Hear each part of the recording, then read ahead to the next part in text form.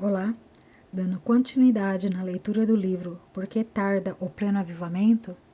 Capítulo 15, marcado como propriedade de Cristo. Num certo sentido, nenhum de nós conhece bem aqueles com quem convive.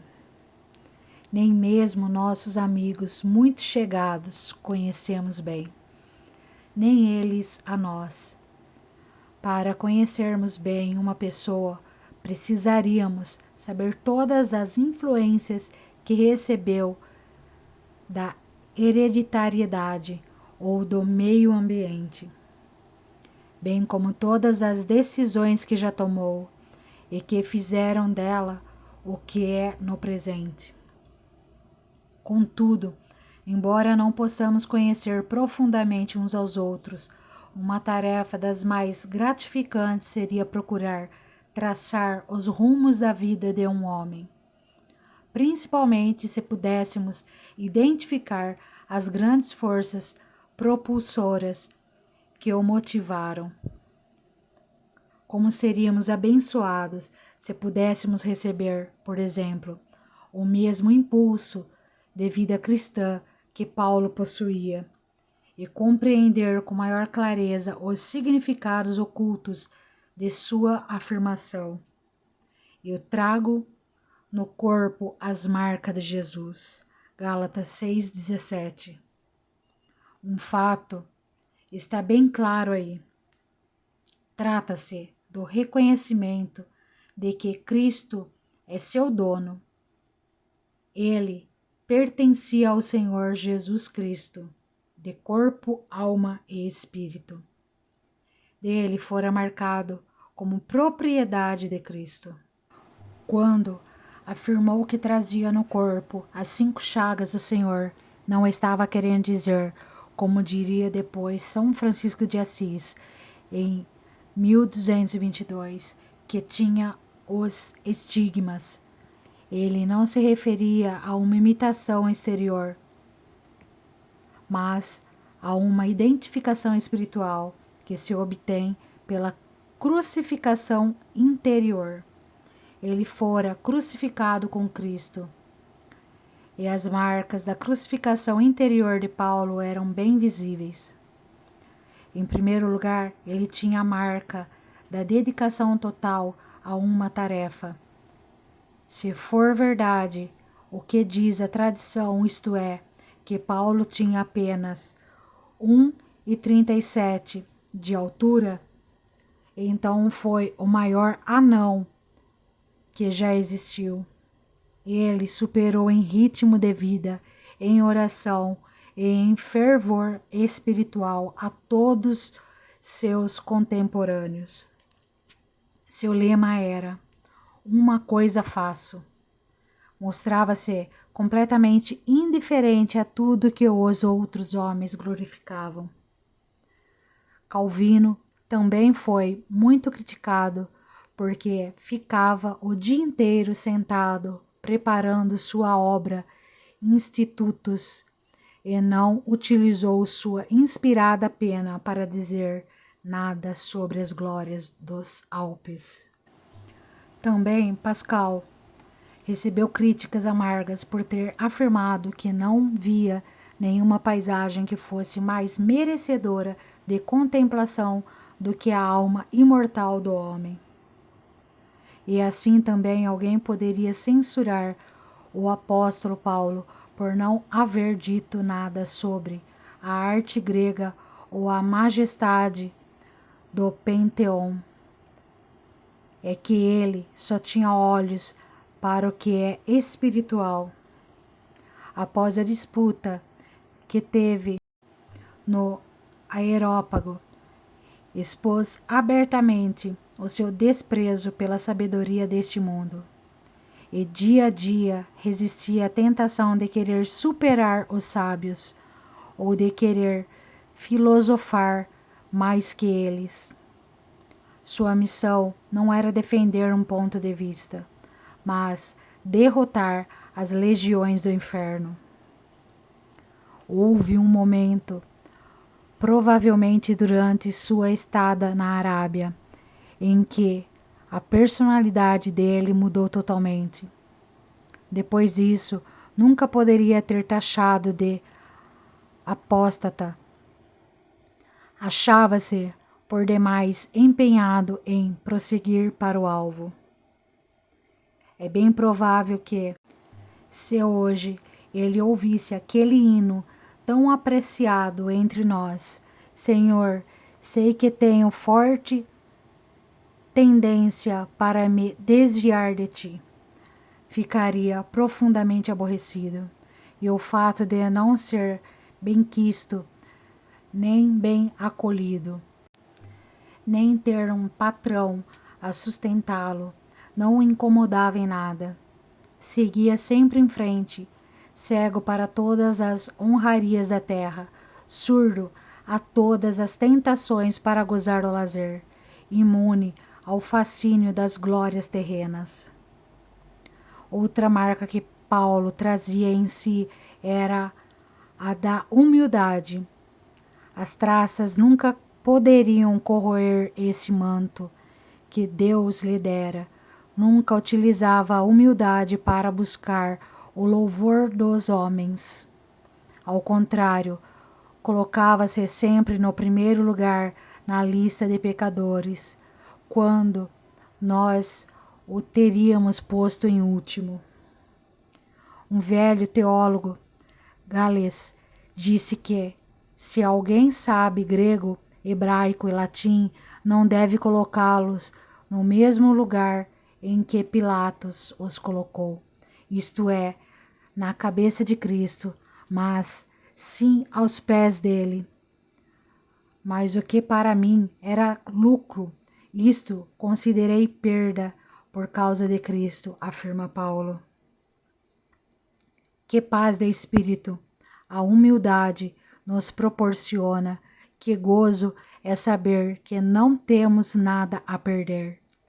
Como Paulo não tinha uma alta opinião acerca de si mesmo, não temia sofrer uma queda, ele poderia ter-se pavoneado com os belos mantos de um reitor de universidade hebraica, mas brilhou muito mais usando as vestes de um espírito humilde e tranquilo. Paulo foi marcado também pelo sofrimento. Vejamos só as situações que ele cita em Romanos 8. Fome, perigo, nudez ou espada, tipos de sofrimento que causam desconforto físico. E mais ainda, tribulação, talvez da mente. Angústia e perseguição do espírito. Ele suportou todos eles. Esse judeu missionário guerreou contra os filhos dos homens e contra tudo que fizesse guerra contra Deus. Esse príncipe dos pregadores nunca poupava seu inimigo. O príncipe do inferno nem era poupado por ele. Tratavam uma luta sem trégua. Vamos olhar Paulo de perto. O seu rosto magro, seu corpo coberto de cicatrizes, a figura encurvada de um homem castigado pela fome, quebrantado pelos jejuns e pelas chicotadas, seu corpo mirrado, brutalmente apedrejado em Listra, passando fome em muitos outros lugares, e sua pele ressequida e rachada, depois de 36 horas exposto às intempéries no Mediterrâneo. E acrescentemos a essa lista perigos e mais perigos, multiplicando pela solidão, contemos as 195 chibatadas, os 3 naufrágios, os 3 açoitamentos com varas, um apedrejamento, suas prisões e as mortes, que foram tantas que se perdeu a conta.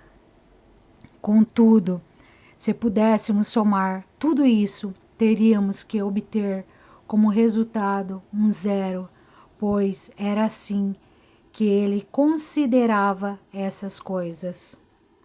Ouçamos o que ele diz, porque a nossa leve e momentânea tribulação, isso é, que é menosprezar o sofrimento. Ademais, Paulo tinha a marca do fervor. Para que uma pessoa invoque o testemunho do Espírito Santo a fim de atestar o que diz, é preciso que esteja vivendo perfeitamente no centro da vontade de Deus e caminhando na corda bamba da obediência. Paulo faz isso em Romanos, capítulo 9, versículo 1. Se todos os pregadores de hoje pudessem demonstrar pelo menos uma centelha dessa maravilhosa chama. Açoites não puderam apagar o fogo que ardia nele. Jejuns e fomes também não puderam extingui-lo. Incompreensões e mentiras não puderam abafá-lo, nem as águas poderiam apagá-lo. Nem prisões poderiam dobrá-lo, nem perigos detê-lo. Ele continuou a arder até que a vida se esvaiu de seu corpo. O Cristo vivo que habitava no interior de Paulo e que se manifestava em seu fervor era a um só tempo alarmante para o inferno, o capital necessário para a expansão da igreja e motivo de alegria para o coração do Salvador, que vendo o fruto do penoso trabalho de sua alma, ficou satisfeito. Paulo era marcado pelo amor. Quando ele estava tornado adulto em Cristo, cultivou também a capacidade de amar. Somente aquele que atinge a maturidade conhece realmente o amor. E como ele amava.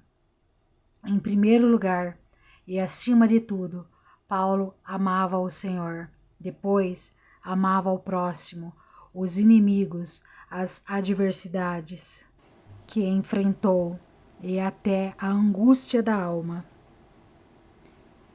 E deve ter amado muito esta última, senão teria se dedicado menos à oração. E seu amor o levava a buscar os perdidos, os menores, os mais ínfimos. Que amor imenso!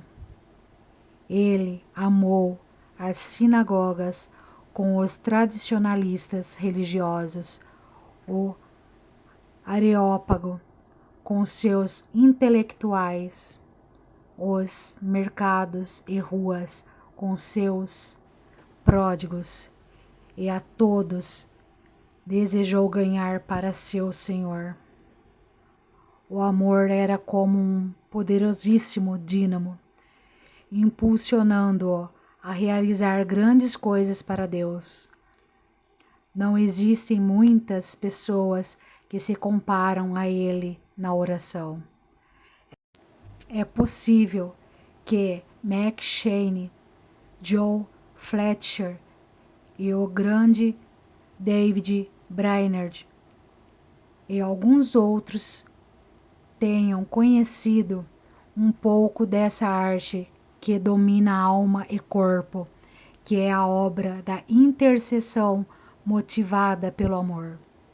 Lembro-me de uma ocasião em que pude estar ao lado da Marechala, quando então entoávamos o maravilhoso hino de sua composição. Tenho um amor que me constrange a ir os perdidos buscar. Entrego, Senhor, todo o meu ser a ti, para a qualquer preço os salvar. Não se tratava de uma declaração emocional. Ela pagou o preço de prisões, privações, sofrimentos e pobreza.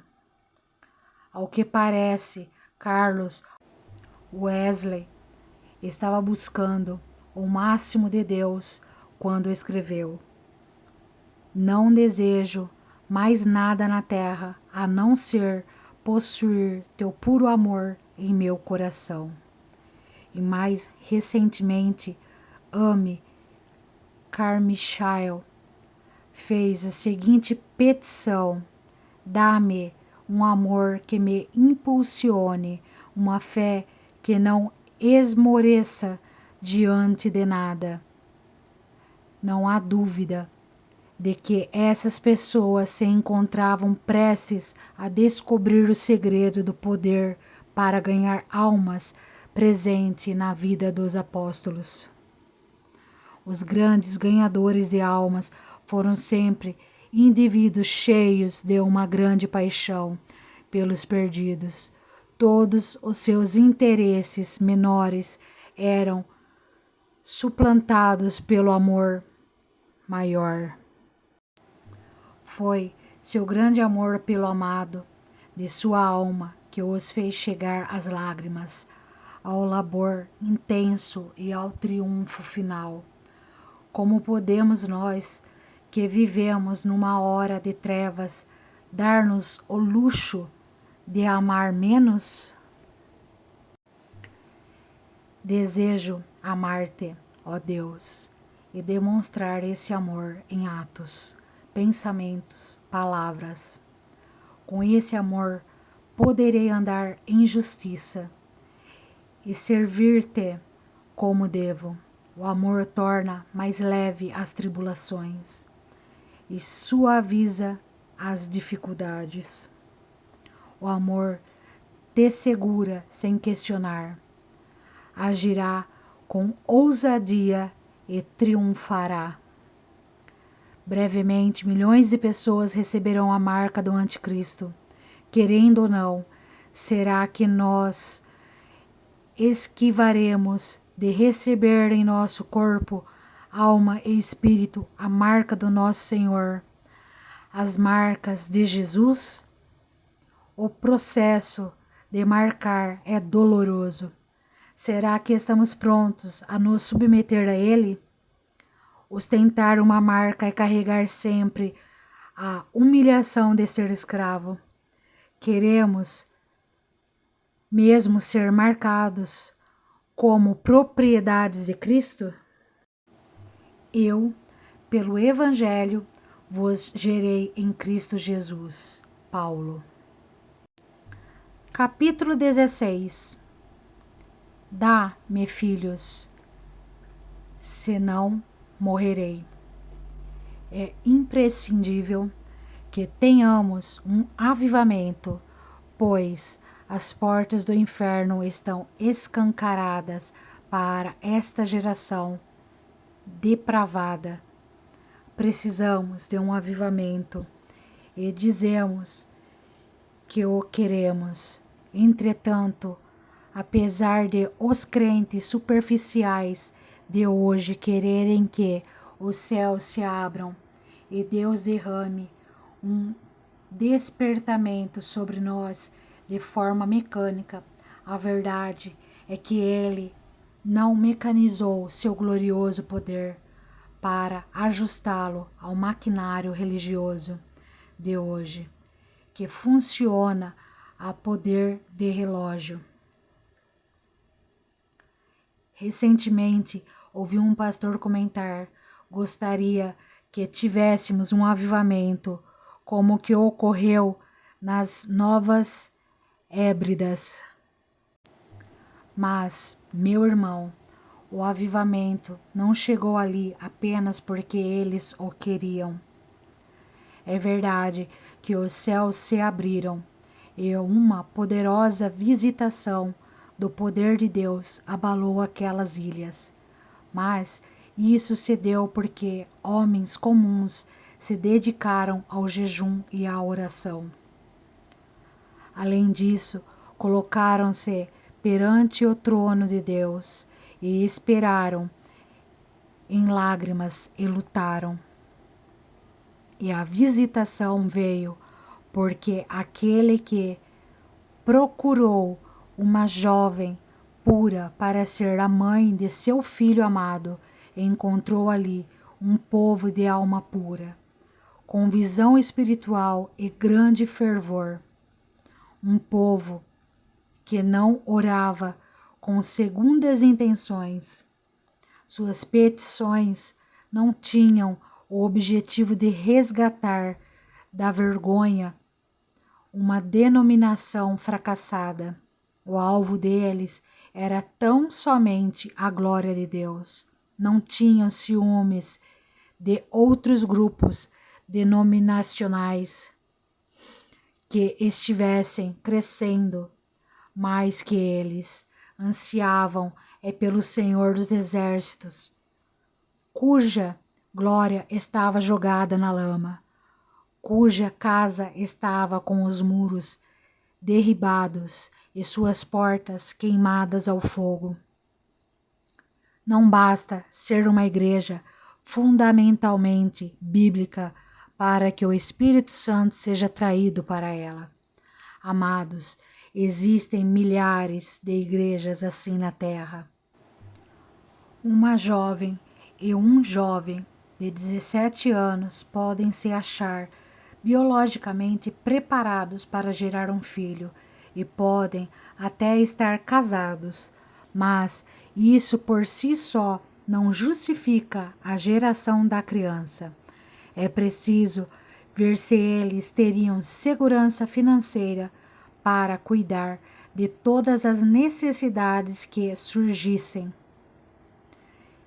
E será que se encontram suficientemente amadurecidos para criar o menino no caminho em que deve seguir? Se houvesse um avivamento em certas igrejas bíblicas, ele acabaria em uma semana, pois onde estariam as mães em Israel para cuidar dos bebês em Cristo? Quantos de nós crentes sabem tirar uma pessoa das trevas e conduzi-las para a luz? A condição em que algumas igrejas estão seria desastroso confiar-lhes novos convertidos. Seria o mesmo que colocar um recém-nascido dentro de um congelador. O nascimento de uma criança é precedido de meses de esforços em que a mãe carrega seu peso e pelo penoso trabalho de parto. O nascimento de um filho espiritual também é assim. Jesus orou por sua igreja, mas depois para que ela nascesse. Ele teve de entregar a própria vida. Também Paulo orava noite e dia, com o máximo empenho pela igreja, mas não só isso, ele sofreu o trabalho de parto em relação aos pecadores. E Sião só deu à luz filhos quando passou pelas dores do parto. E, embora hoje muitos pregadores estejam por aí clamando, importa-vos nascer de novo. Quantos deles poderiam dizer o mesmo que Paulo? Porque ainda que tivesseis milhares de preceptores em Cristo, não teríeis, contudo, muitos pais, pois eu pelo Evangelho vos gerei em Cristo Jesus. Então, ele o gerou na fé. Ele não diz apenas que orou por eles, mas dá a entender que sofreu a dor do parto por eles. Se o número de nascimentos físicos fosse igual ao de nascimentos espirituais, a raça humana estaria hoje quase extinta. Costumamos dizer que, para viver a vida cristã, é preciso orar muito. Mas a verdade é que, Para orar de fato, é preciso viver a vida cristã. Se permanecerdes, pedireis, isto é, orareis. Estou ciente de que orar pela salvação de nossos entes queridos está incluindo em pedir, claro. Mas orar não é só pedir. Certamente orar é nos colocar em posição de submissão ao Espírito Santo, para que Ele possa operar em nós e por nosso intermédio. Lemos no primeiro capítulo de Gênesis que todos os seres vivos geravam outros segundo a sua espécie. E na generação, também aquele que é nascido de novo deve gerar outros. Nós, os evangelistas, acabamos ficando com méritos que não são nossos. Sei de uma senhora crente na Irlanda que está sempre orando por esse pobre pregador. E muitos outros estão sempre me dizendo: tenho intercedido a Deus pelo irmão todos os dias. Foram eles que geraram muitos dos salvos que são creditados à minha pessoa. Na verdade, em muitos casos, eu apenas atuo como uma espécie de parteiro. No dia do juízo, veremos crentes desconhecidos receberem um maravilhoso galardão. Às vezes, penso que nós, os pregadores, que estamos sempre aparecendo perante o público, estaremos entre os que serão menos galardoados. Conheço, por exemplo, alguns que hoje pregam sermões que pregaram há 20 anos e que não servem mais para gerar filhos espirituais. Esse tipo de pregador é dos que oravam e não oram mais. Faz algum tempo, um deles me confessou: não, irmão, hoje não oro mais o quanto orava antigamente, mas sei que Deus compreende minha situação. Ele compreende sim, mas não nos justifica, pois se não oramos é porque estamos por demais atarefados, mais do que Ele quer que estejamos. É verdade que a ciência conseguiu minorar em muito o sofrimento de um parto hoje, em relação ao que nossas mães enfrentaram, mas ela nunca conseguirá reduzir a duração dos longos meses de espera necessários para a criança ser formada. E assim também nós, os pregadores, tentamos criar métodos fáceis para levar os perdidos à conversão e os crentes a uma experiência com o Espírito. Basta que o pecador levante a mão no lugar onde está e imediatamente está salvo. Dessa forma, eliminamos a contribuição perante o altar de Deus. E depois, para que uma pessoa seja cheia do Espírito, dizemos: fique de pé no seu lugar e o evangelista irá orar por você e assim será cheio do Espírito. Ah, que vergonha, meu irmão! Para que ocorra o milagre, para que haja um verdadeiro avivamento e uma alma seja regenerada, é preciso trabalho de parto.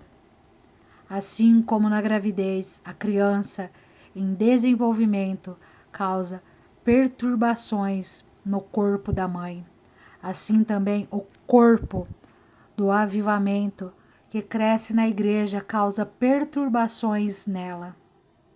A mulher que aguarda o nascimento de um filho e se cansa, mas à medida que o dia se aproxima, e muitas vezes passa noites em claro e derrama lágrimas.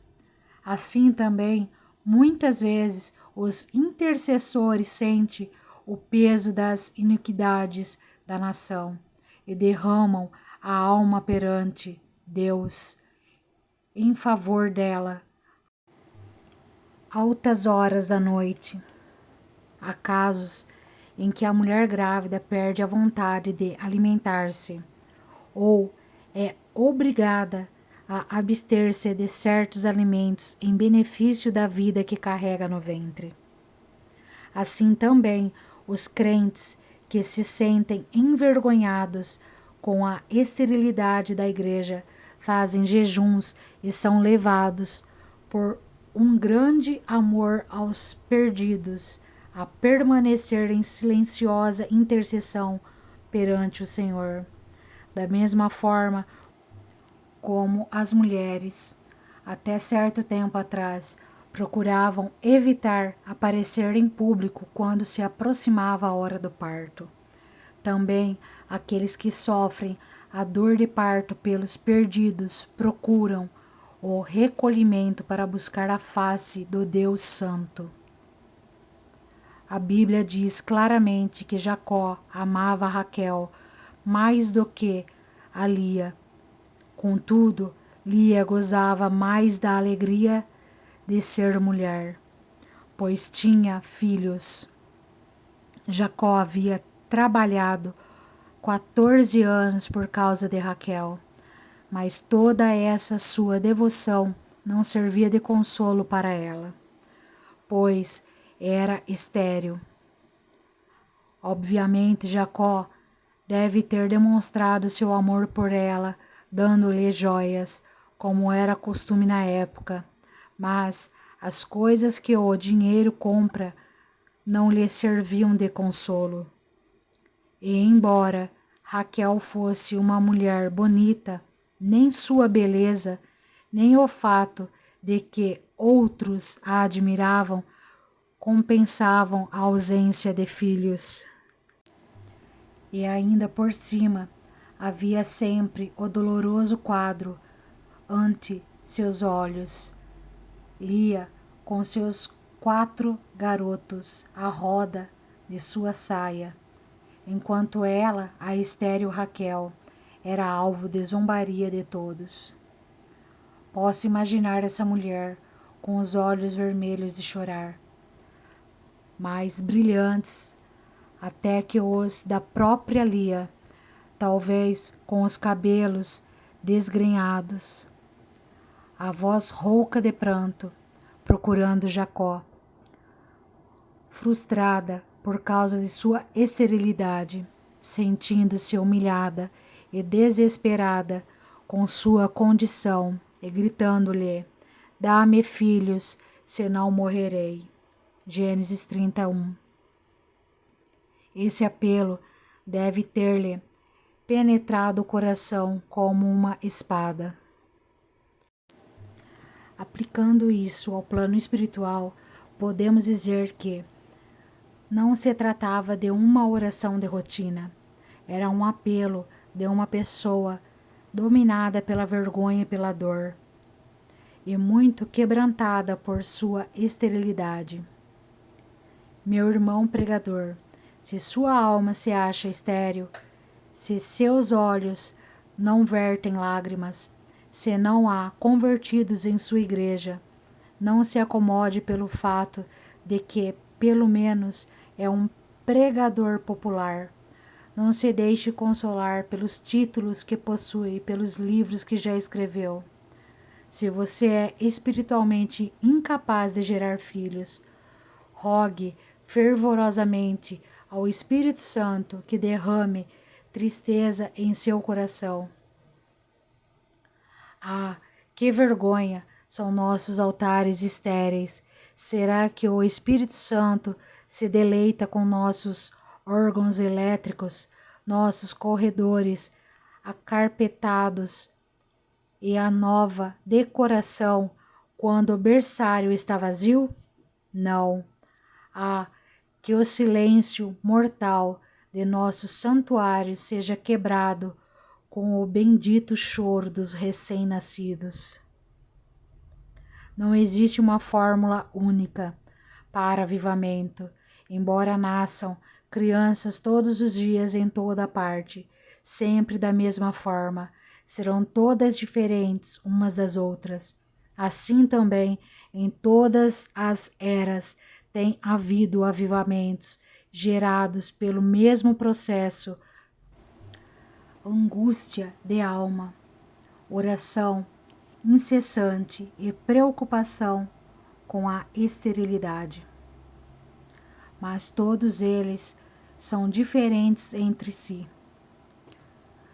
Jonathan Edwards tinha uma grande igreja e não passava por aperturas financeiras, mas era atormentado pela estagnação espiritual.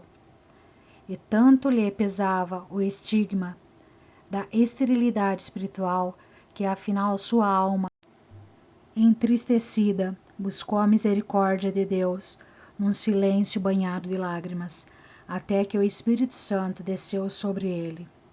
E hoje, tanto a igreja como o mundo sabem que respostas obteve sua intercessão. Os votos que fez, as lágrimas que derramou, os gemidos que deu, estão registrados nas crônicas dos feitos de Deus. Edwards, Zingendorf, Wesley e outros eram irmãos espirituais, pois, assim como existe uma aristocracia terrena, existe também a espiritual. Esses homens desprezavam as honrarias humanas e ansiavam apenas pela apreciação do Espírito Santo. A história política e militar dos povos gira em torno de indivíduos. Ela contém um sem número de nomes daqueles que chegaram ao poder e fizeram o mundo tremer. Pensemos no gênio maligno de Hitler, por exemplo. Quantos reis ele roubou? Quantos governos depôs? Quantos milhões de pessoas mandou para o túmulo? Ele foi para a nossa época um flagelo, pior do que as 10 pragas para o Egito. Ele queria fazer uma coisa e a fez. A Bíblia diz que nos últimos dias os ímpios irão praticar impiedade, mas o povo que conhece ao seu Deus se tornará forte e ativo. Quem se tornará forte e ativo não são aqueles que cantam hinos sobre Deus, nem que escrevem a respeito dele, mas os que conhecem o seu Deus. Falar sobre alimentos não enche o estômago de ninguém. Conversar a respeito de conhecimentos não deixa ninguém mais sábio. E falar sobre Deus também não significa possuir o poder do Espírito Santo. Devemos meditar bem no fato de que, sempre que há um avivamento, é porque um setor da igreja se purificou e se inclinou e se prostrou diante de Deus em intercessão e súplica, em favor de uma geração agrilhoada com falsas religiões e enferma com os milhões que parecem que se dispôs a esperar em Deus. Esperou dias, semanas e até meses, até que, afinal, o Espírito operou no seu meio e o céu se abriu para derramar as bênçãos do avivamento. Foram as mulheres estéreis da Bíblia que geraram os homens mais nobres das Escrituras. Sara, que foi estéril até a idade de 90 anos, gerou Isaque. Raquel, em resposta a seu clamor, dá-me filhos, senão morrerei, gerou José, que foi o libertador da nação. A esposa de Manoá gerou a Sansão, outro libertador. Ana, de alma abatida, chorou no santuário, fez uma promessa a Deus, perseverou em oração, ignorou a zombaria de Eli. Derramou a alma perante Deus e foi atendida, pois gerou a Samuel, que se tornou um profeta de Israel. Ruth, que além de estéril era viúva, encontrou misericórdia diante do Senhor e gerou a Obed, que gerou a Jessé, que por sua vez foi o pai de Davi, de cuja linhagem veio nosso Salvador. Isabel, que era já bastante idosa, gerou a João Batista, a respeito de quem Jesus afirmou que não havia profeta maior que ele. Dentre os nascidos de mulher, se essas mulheres não tivessem se sentido humilhadas pelo fato de não terem filhos, que homens valorosos a nação teria perdido. Assim como uma criança ao nascer salta para a vida, de repente, assim também acontece com o avivamento. No século XVI, o escocês João Canox, repetindo o clamor de Raquel, orava: "Dá-me a Escócia, senão morrerei." Canox morreu, mas enquanto existir a Escócia, ele estará vivo. O mesmo se deu com Zinzendorf, que acabrunhou e envergonhado pela falta de amor e pela esterilidade espiritual que caracterizava as igrejas dos morávios, se quebrantou e se deixou guiar pelo Espírito Santo até que, de repente, o avivamento veio.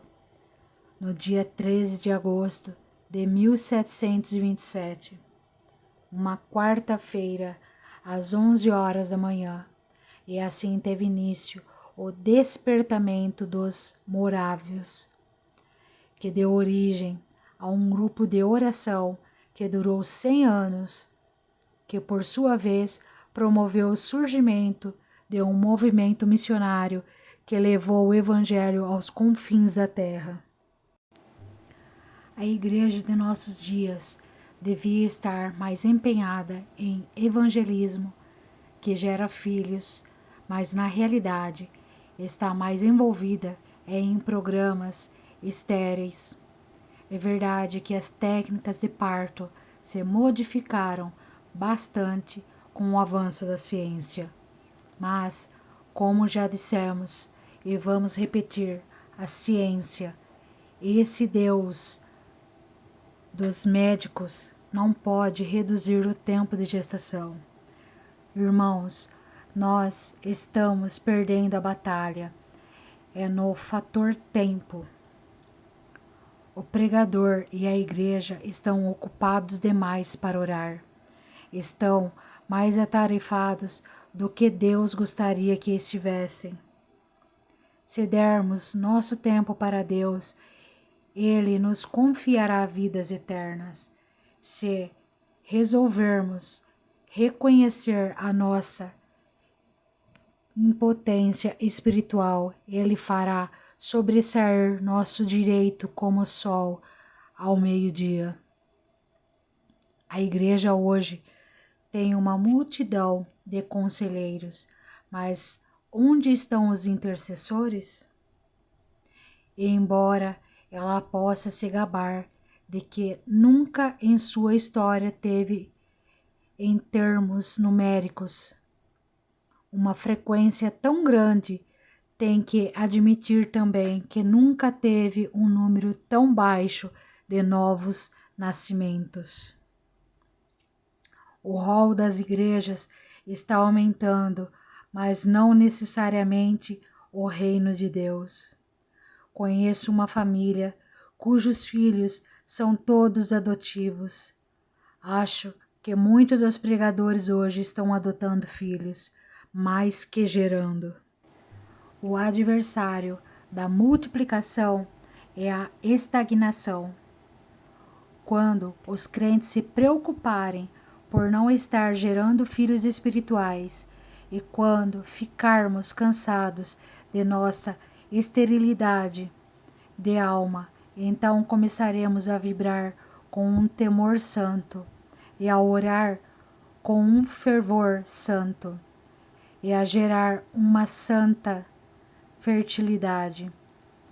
Na empresa de Deus não se faz liquidações, pois o preço do avivamento é sempre o mesmo, o trabalho de parto. Não há dúvida de que esta geração em ruínas precisa de um avivamento. Estou bem ciente de que alguns, pelo fato de estarem adormecidos, irão escudar-se na soberania de Deus e rebater quando Deus decidir operar o avivamento virá. Isso é verdade, mas não toda a verdade. Você acha que Deus está satisfeito ao ver que 83 pessoas morrem por minuto sem Cristo? Ou, quem sabe, acredita que agora Ele está querendo que muitos pereçam? Ou tem o desplante de afirmar que, quando Deus resolver erguer o calcanhar e abater seus inimigos, aí sim poderemos ter um avivamento? E isso para mim chega às raias da blasfêmia. Nunca, se isolarmos um trecho de um verso, retirando-o de seu contexto, podemos provar pela Bíblia o que quisermos. Vejamos, por exemplo, o texto que diz: ora, aquele que é poderoso para fazer infinitamente mais do que tudo quanto pedimos ou pensamos. E paremos aí. O sentido dele será: Deus pode fazer tudo, mas ainda não se deu ao trabalho de fazer. Citando este verso assim, impropriamente, atribuímos a Deus a culpa pelo fato de ainda não termos experimentado um avivamento. Mas vamos concluir o texto: poderoso para fazer, conforme o seu poder que opera em nós.